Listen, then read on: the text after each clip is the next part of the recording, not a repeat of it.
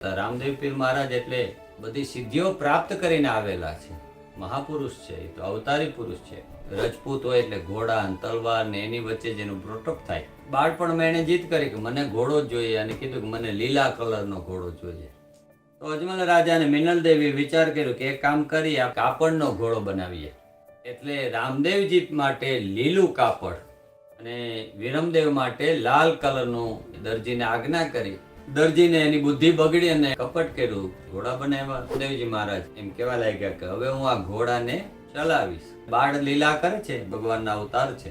કીધું કે આ ઘોડો તો મારો બહુ દોડવા વાળો છે. ગામના લોકો હતા, એને કીધું કે આ તો કાપડનો ઘોડો છે, આ તો રમવા માટે છે, આ ચાલે નહીં. કે આ ઘોડો ચાલે પણ ખરો ને આ ઘોડો દોડે પણ ખરો ને આ ઘોડો ઉડે પણ ખરો.